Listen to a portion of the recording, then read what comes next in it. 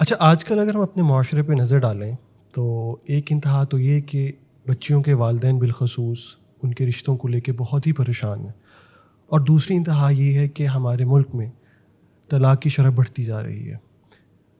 میں اس چیز پہ بہت حیران ہوتا ہوں کہ ہمارا خصوصاً جو سب کانٹیننٹ ہے یہاں پہ اللہ تعالیٰ نے کلچر اور نارمز ایسے دیے ہیں کہ تھوڑا سا اگر ہم پیچھے چلے جائیں تو طلاق جیسی چیزوں کے نام بھی نہیں تھے، رشتہ داری کو، خاندان کو اور ان چیزوں کو بڑی اہمیت دی جاتی تھی۔ لیکن ایسی کیا وجہ ہے اور کیا وجوہات ہیں کہ آپ دیکھ رہے ہیں کہ پاکستان میں طلاق کی شرح بڑھتی جا رہی دن بہ دن؟ یہ بڑی اہم بات ہے کہ ایک طرف بچیوں کے رشتے میسر نہیں ہیں اور دوسری طرف لیول آف ڈائیورس جو ہے یہ بڑھتا جا رہا ہے۔ اگر آپ ایک جملے میں اس بات کو سمجھنا چاہیں تو وہ یہ ہے کہ جہاں پہ شرح طلاق بڑھ رہی ہے وہاں پہ لیول آف اویئرنس ہمارا کم ہو رہا ہے۔ یہ اس کی بنیادی وجہ ہے۔ یعنی میاں کے بیوی سے متعلق کیا حقوق و فرائض ہیں وہ ناآشنا ہے، اور میاں کے جو بیوی کے اوپر جو فرائض عائد ہوتے ہیں وہ اس سے ناآشنا ہے۔ کتنی عجیب بات ہے کہ ہم کسی ایسے کارپینٹر سے اپنے گھر میں کام نہیں کرواتے کہ جس کو پراپر کارپینٹنگ کا کام نہیں آتا۔ ہم کسی ایسے مینیجر کو اپنی فیکٹری میں یا اپنے آفس میں نہیں رکھتے کہ جو مینجمنٹ کی بنیادی تعلیمات سے ناآشنا ہو۔ یہ کتنا بڑا ہمارا فیلئر اور فقدان ہے کہ ہم اپنی بیٹیاں ایسے بیٹوں کے ساتھ بہا دیتے ہیں کہ جن کو بیوی کے حقوق کے حوالے سے کچھ پتہ ہی نہیں ہے، اس نے پڑھا ہی نہیں ہے، جبکہ یہ پورا ایک سبجیکٹ ہے۔ یعنی ہماری فقہ میں یہ باقاعدہ ایک باب ہے کہ بیوی کے حقوق کیا ہیں اور بیوی کے جو ہے وہ اس کے شوہر کے حوالے سے اس کے اوپر اس کے کیا حقوق عائد ہوتے ہیں ان کو پتہ ہی نہیں ہے۔ اچھا، اس میں صرف مرد کا قصور نہیں ہے۔ میں یہ بات نوٹیفائی کرنے لگا تھا کہ اس سے پہلے کہ لوگ صرف کہیں کہ ہم صرف خواتین کی بات کریں، دونوں طرف سے کیا کیا وجوہات ہیں، دونوں کی وجہ سے کیا وجوہات بنتی ہیں، اس پہ روشنی ڈالی جائے۔ لیکن آج میرا خیال ہے ہم ایک پہ بات کر لیتے ہیں، بہتر ہے، یعنی بہتر ہے۔ اس میں ہم مردوں کی کیا غیر ذمہ داری کا ہم مظاہرہ کر رہے ہیں اس کے حوالے سے اگر ہم بات کریں تو انشاءاللہ نیکسٹ ٹائم اللہ نے چاہا تو ہم خواتین کے حوالے سے بھی ضروری بات ہوگا کریں۔ جی۔ جی بالکل۔ یہ تو اس میں آپ دیکھیے کہ جب ایک مرد کو پتہ ہی نہیں ہے کہ اس کے بیوی کے حوالے سے اس کے کیا حقوق و فرائض ہیں، وہ آشنا نہیں ہے، تو وہ ڈس بیلنس، وہ آٹومیٹکلی ڈس بیلنس میں چلا جائے گا، وہ اس کو یعنی وہ توازن برقرار رکھ نہیں پاتا۔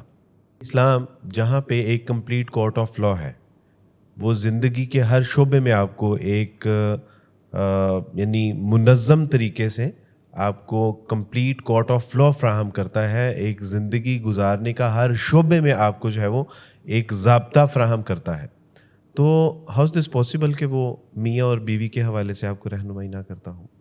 اسلام نے اللہ سبحانہ و تعالیٰ کی توفیق سے میاں اور بیوی کے حوالے سے جتنی خوبصورت تعلیم دی ہے نا، اس کائنات میں کوئی مذہب اس کے عشر عشیر کو بھی نہیں پہنچتا کہ جتنی جو ہے وہ اسلام نے وضاحت کی۔ اللہ سبحانہ و تعالیٰ نے مسلمان کے لیے نہ صرف جو اس کی جبلی ضروریات ہیں اس کو پورا کرنے کی اجازت دی، بلکہ اس کے لیے باقاعدہ حلال طریقہ بھی بتا دیا، اور حلال طریقہ بتاتے ہوئے یہ بھی بتا دیا کہ اگر تم اللہ اور اس کے رسول صلی اللہ علیہ وسلم کی تعلیمات کے بتائے ہوئے طریقے کے مطابق کرو گے تو یہ تمہارے لیے عین عبادت ہوگا۔ پھر رسول اللہ صلی اللہ علیہ وسلم کی اگر آپ تعلیمات پہ دیکھتے ہیں تو اس نکاح کو، جس کو ہم نکاح کہتے ہیں، آپ علیہ الصلوۃ والسلام نے فرمایا کہ یہ نکاح محبت کی تکمیل کا بہترین امتزاج ہے۔ یعنی اگر تم بہترین محبت کو پائے تکمیل تک پہنچانا چاہتے ہو تو وہ نکاح ہے۔ پھر نکاح کا اگر ہم لغوی مطلب سمجھتے ہیں تو نکاح کا لغوی مطلب ہے جمع کر دینا، اکٹھا ہو جانا، یکجا اور جذب کر دینا۔ یعنی اس کے آپ اگر لفظ کے اوپر ہی دیکھیں کہ کتنا خوبصورت اس کا معنی اور مفہوم ہے، تو اب جب اس کی خوبصورتی اور اس کے حسن اور اس کے نظم سے جب ہم ناآشنا ہوتے ہیں نا، تو اس خوبصورت ترین چیز کو ہم ضائع کر دیتے ہیں۔ رسول اللہ صلی اللہ علیہ وسلم کی تعلیمات سے ہمیں پتہ چلتا ہے کہ شیطان یعنی وہ لوگوں سے ज़ना भी करवा देता है, वो चोरी, कत्ल और इससे कहीं बड़े बड़े गुनाह में भी उनको मुब्तला कर देता है। लेकिन सबसे महबूब तरीन उसके नज़दीक वो शैतान का शागिर्द होता है कि जो घरों को तबाह करता है, जो घरों को तलाक जो है वो दिलवा देता है। और हम उसके शिकंजे में किस तरह फंसते हैं, जब हम एक तो लेवल ऑफ अवेयरनेस यानी जो मियाँ बीवी के हकूक़ के हवाले से जब वो लूज़ करते हैं, और दूसरा ये कि अदम बर्दाश्त इस वक्त हमारा सबसे बड़ा मसला बना हुआ है। ज़ाहिर है जब आपको किसी चीज़ के फ़ज़ाइल का नहीं पता तो आप उसको करते हुए आप कुड़न होगी, आपको तकलीफ़ होगी। यानी अगर आपको नहीं पता कि ये नमाज या अकीदा तौहीद आखिरत में मुझे कामयाबी और कामरानी से हमकिनार करवाएगी, मुझे दोज़ख की आग से निजात दिलवा देगी, मुझे अंबिया अलैहिस्सलाम का जन्नत में पड़ोस दिलवाएगी, तो आप सर्दियों की सुबह को उठ के भी नमाज़ पढ़ते हैं, आप गर्मियों की दोपहर में भी नमाज़ पढ़ते हैं, आप ठंडे और गर्म पानियों से वज़ू करते हुए भी आपको तकलीफ़ नहीं होती। क्यों? आप उसके अजर से आशना है। इसी तरह से जब बीवियों के मामलात में, यानी मिसाल के तौर पे बीवी के ऊपर खर्च करते हुए अगर ये एहसास हमारे दिल पे वारिद हो कि इतना खर्चा मेरी बीवी मुझसे करवा रही है, लेकिन अगर रसूलुल्लाह सल्लल्लाहु अलैहि वसल्लम की हदीस उसके सामने हो कि अपने अहलो अयाल पर जो दिरमो दिनार खर्च किया जाता है वो बेहतरीन सदक़ों में से सदका है, तो आप मुझे बताइए कि तकलीफ़ होगी। तो इस वक्त अदम बर्दाश्त उसकी बुनियादी वजह भी यही है कि लेवल ऑफ अवेयरनेस जो है वो लूज़ कर चुके हैं। हमें पता ही नहीं है कि हमने बीवी को ट्रीट किस तरह करना है। कुरान कहता है वाशिरुहुन्ना बिल मारूफ, यानी इन अल्लाह की बंदियों के साथ बेहतरीन मारूफ के तरीके के साथ जो है वो इनके साथ तुम पेश आओ। और फिर रसूलुल्लाह सल्लल्लाहु अलैहि वसल्लम की हदीस का मफ़हूम, आप अलैहिस्सलाम ने फरमाया कि खैरुकुम खैरुकुम ली अहलिही, क्या तुम में से बेहतरीन शख्स वो है कि जो बेहतरीन ताजर है? क्या तुम में से बेहतरीन शख्स वो है कि जो अपने ग्राहक के साथ बेहतरीन सलूक करता है? क्या तुम्हारे अंदर बेहतरीन वो है जो अच्छा टीच करता है? क्या तुम्हारे अंदर बेहतरीन वो है जो जिसके इखलाक मामलात किरदार अच्छे हैं? इन सारी तालीमात को एक तरफ करके रसूलुल्लाह सल्लल्लाहु अलैहि वसल्लम फरमाया खैरुकुम खैरुकुम ली अहलिही व अना खैरुकुम ली अहलिही, तुम सब में से बेहतरीन शख्स वो है कि जो अपने अहलो अयाल अपने घर वालों के साथ बेहतरीन है, और मैं तुम सब में से बेहतरीन हूँ। क्यों? कि मैं अपने घर वालों के साथ तुम सबसे बेहतरीन सलूक से पेश आता हूँ। आप देखिए कि जब मैं अदम बर्दाश्त का मुजाहरा करता हूँ तो मुझे ये सारी चीज़ें सामने नहीं आती। मूसा अलैहिस्सलाम जब सफ़र कर रहे थे अपनी अहलिया के साथ, बाज़ मुफस्सिरीन ने इसको सीरत में लिखा है, तो उनकी अहलिया मोहतरमा हामिला थी, वो उम्मीद से थी और सर्दियों के दिन थे, और वो उनको राहत पहुंचाने के लिए वो चाह रहे थे कि ये आराम करे और मैं इसके लिए कुछ लकड़ियां जलाऊं, और लकड़ियां जलाने के लिए वो आग की तलाश कर रहे थे। और वादी में जो उनको आग नज़र आई थी वो उस तरफ इसलिए सफ़र कर रहे थे कि वो अपनी बीवी को राहत पहुंचाना चाहते थे।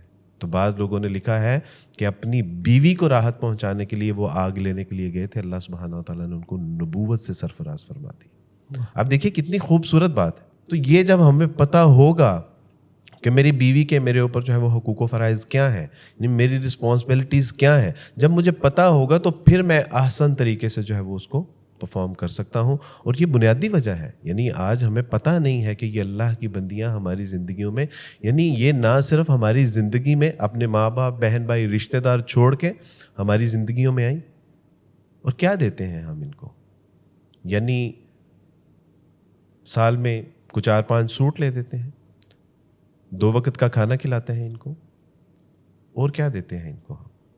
जबकि अगर इसी के इवज़ हम समझते हैं कि ये हमारी बांदियां बन गई हैं, तो इससे कहीं बेहतर तो ये अपने वालिद के घर में खाती थी, इससे कहीं बेहतर लिबास वो अपने बाप के घर में पहना करती थी।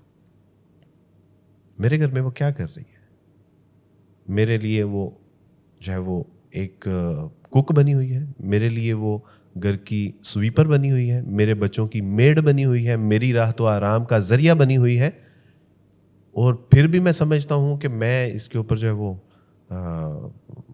یعنی حکمرانی کرنے کے لیے بھیجا گیا ہوں دنیا میں. وہ جو قرآن مجید کی آیت ہے نا, آج شاید اللہ تعالیٰ مجھے معاف فرمائے, علماء کرام میری اصلاح فرمائے اگر میں اس میں غلط ہوں, تو یہ جو آیت ہے نا الرجال قوامون علی النساء, تو میں تو اس کو اس تناظر میں دیکھتا ہوں کہ مردوں کو اللہ سبحانہ تعالیٰ نے جو فرمایا قرآن میں کہ مردوں کو عورتوں کے اوپر جو ہے وہ ذمہ دار بنایا گیا ہے. عمر فاروق رضی اللہ تعالیٰ عنہ ارشاد فرماتے ہیں کہ جو قوم کا امیر ہوتا ہے نا, دراصل وہ قوم کا خادم ہوتا ہے. اب آپ اس آیت کو اس تناظر میں دیکھیں کہ ان کو قوام تو بنا دیا گیا, لیکن قوام بنا کے کیا کہا گیا؟ قوام بنا کے کہا گیا کہ دیکھو اس گھر کے نان نفقے کی ذمہ داری تمہاری ہے, یہ عورت باہر نہیں جائے گی. یہ تو صنف نازک ہے, میں نے اس کو مختلف جذبات سے مزین کیا ہے, اس کے اندر طاقت تمہاری طرح نہیں ہے, لہٰذا باہر لکڑیاں تم توڑنے کے لیے جاؤ گے, لکڑیاں تم کاٹنے کے لیے جاؤ گے, پہاڑوں کو توڑ کے ان کا سینہ چیر کے رستے تم بناؤ گے, جہاد میں اگر قتل ہونا ہے تو تم ہوگے, گردنیں ماری جائیں گی تو تمہاری ماری جائیں گی, اگر صفوں کو چیرنا ہے تو تم چیرو گے, اگر دعوت و تبلیغ کا کام کرنا ہے تو تم کرو گے, اگر اندھیری رات ہے, طوفانی رات ہے, مشکل مراحل ہے تو باہر تم جاؤ گے, یہ اللہ کی بندی گھر میں رہے گی. یعنی آپ دیکھیے کہ قوام بھی بنا دیا اور ساتھ میں اتنی ذمہ. میں تو بعض اوقات جیلس ہوتا ہوں, یعنی مجھے جیلسی فیل ہوتی ہے کہ اللہ سبحانہ تعالیٰ نے اسلام میں جو عورت کو آسانیاں دی ہیں اور اتنی اس کا مقام و مرتبہ ایسا کہ بیٹی ہے تو سراپا رحمت بنا دی گئی, بیوی ہے تو ایمان کے تکمیل کا ذریعہ بنا دی گئی, ماں ہے تو اگر اولاد پیدا کرتے ہوئے مر گئی تو سیدھی جنت میں, اور اگر بچ گئی تو جنت سیدھی قدموں میں.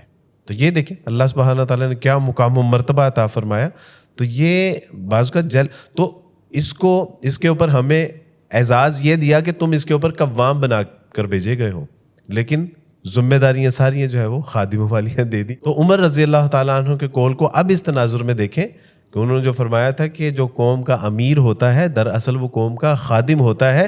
تو یہ ہم لوگوں کو یعنی جو ہم شاید ہمارے ذہنوں میں کوئی مسکنسیپشن ہے کہ ہم قوام ہیں, تو ان کو سمجھ لینا چاہیے کہ ہم قوام, اللہ نے اعزاز تو دیا ہے لیکن ساتھ میں ہم ان کے جو ہے وہ خادم بھی ہیں, اس گھر کی تمام ذمہ داریاں جو ہیں وہ ہمارے کندھوں پہ ڈالی گئی ہیں. تو اس لیے بھائی جان یہ مسکنسیپشن ہے اور بہت بڑی مسکنسیپشن ہے اور ان اویئرنیس ہے. ہم جب تک اپنی ذمہ داریوں سے پوری طرح سے آشنا نہیں ہوں گے, یہ مسائل ایسے بڑھتے رہیں گے کہ تباہی اور بربادی ہمارے دہانے پر کھڑی ہوگی. عبدالوائس آپ کی بات سے میں ایک بات اور ایڈ کرتا چلوں. ہمارے معاشرے میں نظر ڈالیں تو کیا مرد اسی کو تصور نہیں کیا جاتا جس کو کہتے ہیں نا کہ بھائی تم نے بیوی کے نیچے نہیں لگنا, تو تھلے نہیں لگنا, تو کہا رہے ہیں جاؤ کہ تیری آواز تیرے ساتھ بڈھی ڈر جائے. تو ہمارا معاشرہ تو آپ کو اس طرف لے کے چل رہا ہے, تو میرے خیال میں تو پھر مرد صحیح جا رہے ہیں نا. اصل میں دیکھیں یہ اسلامی تعلیمات اور اخلاقی تعلیمات دونوں کے برعکس ہے.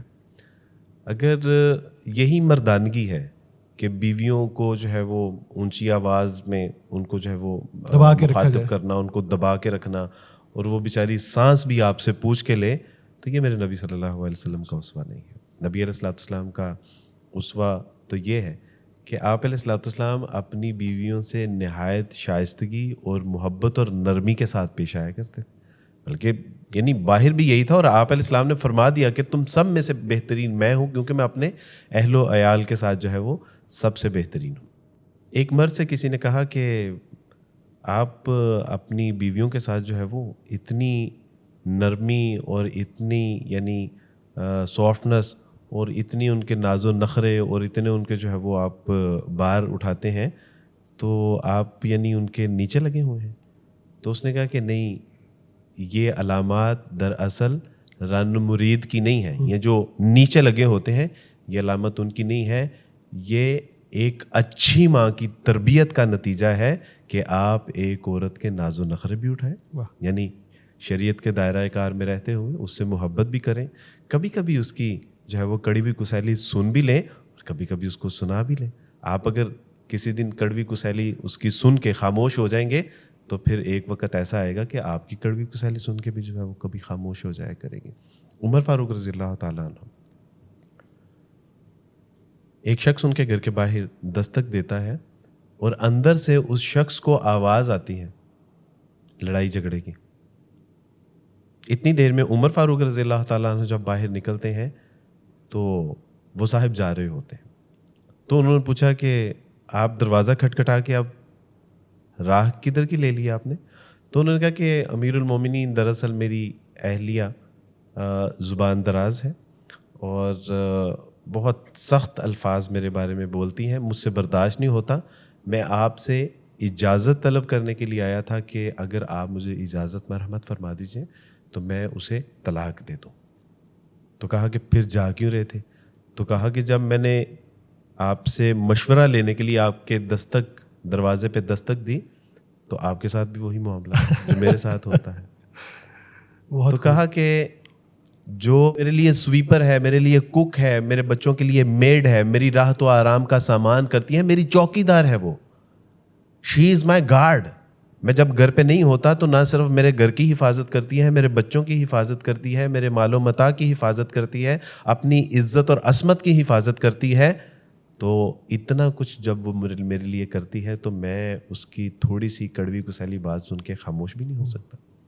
تو وہ شخص نے کہا کہ امیر المومنین مجھے جواب مل گیا. ایک دن میں سوچ رہا تھا کہ میری بیوی کی جگہ اگر میں نے کوئی خادمہ رکھی ہوتی تو اس کو میں لاکھوں روپے بھی دے دیتا نا, تو وہ میرے لیے کھانا تو بناتی لیکن اس کے کھانے میں وہ محبت اور وہ شائستگی نہ ہوتی. وہ میرے بچوں کو کھانا کھلانے کے حوالے سے ایک ایز اے ڈیوٹی تو پرفارم کرتی وہ, لیکن اس کے اندر جو تڑپ اور کڑن ہونی تھی بچے کے نہ کھانے پہ, وہ شاید وہ میرے کپڑے بھی دھو دیتی, وہ میری گھر کی صفائی بھی کر دیتی, لیکن پھر بھی جو مجھے میری بیوی سے راحت سکون اور راحت جام میسر ہے وہ شاید کبھی بھی اس سے نہ ہو. وہ آپ کی ایموشنل نیڈس کو پورا نہیں کر سکتے. بالکل. دینی پرسپیکٹو سے تو آپ نے بہترین طریقے سے ان وجوہات کو کیٹر کیا کہ اللہ سبحانہ تعالیٰ نے کس طرح سے ہمیں گائیڈنس دی ہے. آپ ان وجوہات کو خصوصاً معاشرتی لحاظ سے اور دنیاوی لحاظ سے کن چیزوں کو پن پوائنٹ کرنا چاہیں گے؟ اصل میں دیکھیں کہ میں نے پہلے بھی عرض کیا کہ یہ ایک جذبہ محبت میں ایک دو جسم ہے جو یکجا کر دیے جاتے ہیں. جہاں پہ مرد کو اس بات کی ضرورت ہے کہ اس کی بیوی جو ہے وہ اس کو پیار کرے, اس کے لیے تیار ہو, اس کے ساتھ محبت سے پیش آئے.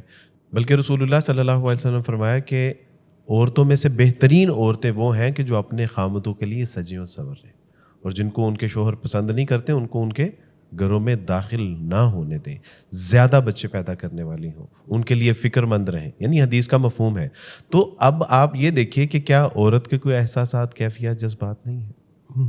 ہماری دیندار خواتین کی سب سے بڑی پرابلم پتہ کیا ہے کہ آج آ کر ان کی ٹوٹلی جو انٹرٹینمنٹ ہے وہ ان کا شوہر ہوتا ہے, ہم ہیں.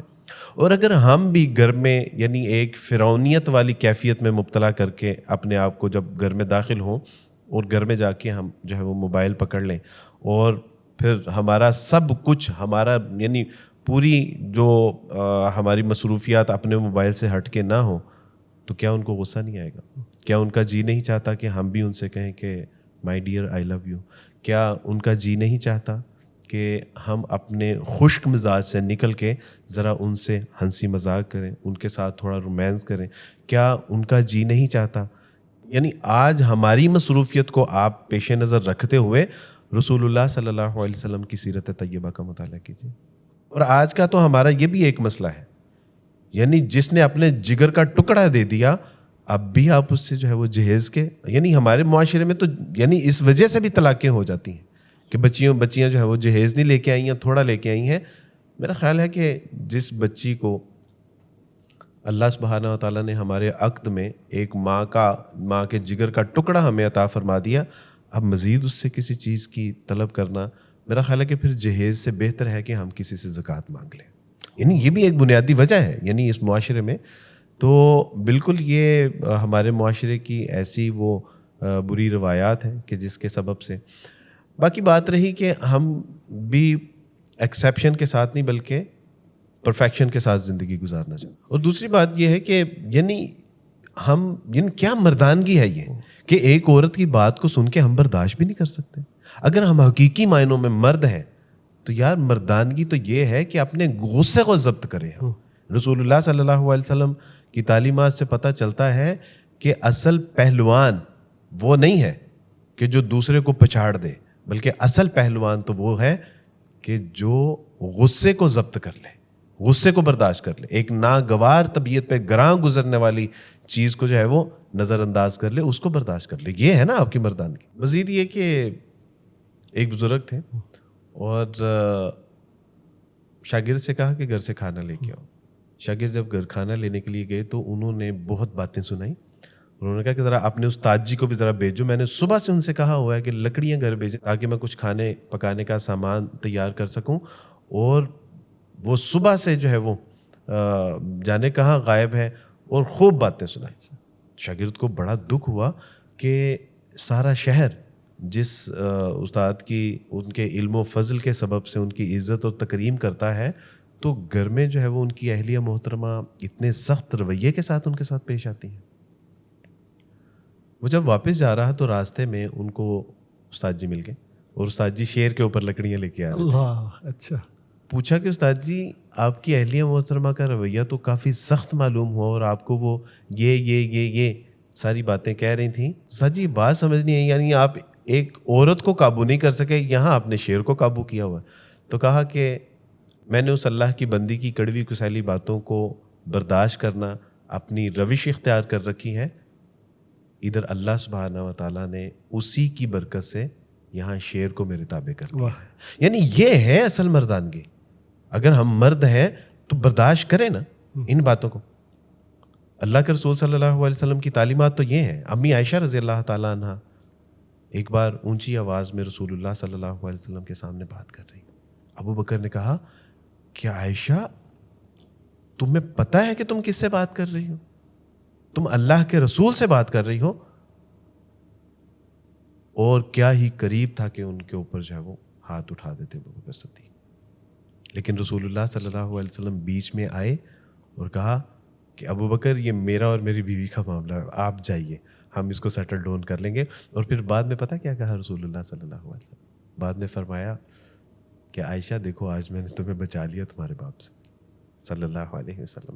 یہ تھی ہمارے رسول صلی اللہ علیہ وسلم کی تعلیمات. آج یعنی ہماری خواتین کی ضرورت ہے. کیا ان کے جذبات نہیں ہیں؟ کیا ان کے احساسات نہیں ہیں؟ کیا ان کی کیفیات نہیں ہیں؟ 2 وقت کا کھانا دے کے, کپڑا دے کے ہم سمجھتے ہیں کہ بس ہم نے جو ہے وہ اس کی ضرورت پوری کر لی. نہیں میرے دوستو بھائی, یہ ضرورت نہیں ہے. ضرورت یہ ہے کہ جب آپ گھر جائیں تو گھر جا کے آپ اپنی تمام ٹینشن, اپنی پریشانیاں, اپنی کاروباری مصروفیات, اپنی دینی مصروفیات اپنے گراج میں رکھ کے جائیے. گھر کا گیٹ انٹر ہونے سے پہلے آپ بالکل فریش ہوں کہ جس طرح آپ اپنی بیوی کو دیکھ کے ایک نئی زندگی میسر آ گئی, اس کو اس بات کا احساس تو دلائیے. کئی بار ایسے ہوا کہ میں گھر میں جب داخل ہوتا ہوں تو میرے گھر کے باہر جو ہے وہ گلاب کے پھول لگے ہوئے, گلاب کا پھول توڑتا ہوں, انٹر ہوتے ہی اپنی اہلیہ محترمہ کو پیش کرتا ہوں کہ یہ پھول آپ کی جو ہے وہ شخصیت کے قابل تو نہیں ہے, لیکن فی الوقت یہی میسر ہے, اس کو قبول کیجیے. اور ان کے چہرے پہ ایک مسکراہٹ آ جاتی ہے, ہنسی آ جاتی ہے. یہی ہے نا اس کے جذبات, احساسات, کیفیت. کبھی کبھی جب کھانا کھا رہا ہوتا ہوں تو الحمدللہ ویسے تو اکثر ہمارے گھروں میں کھانے اچھے بنتے ہیں, اور ہم اتنے ناشکرے بحیثیت مجموعی ہم اتنے ناشکرے ہو گئے ہیں کہ اچھی چیزوں کی تعریف بھی اب ہم نہیں کرتے.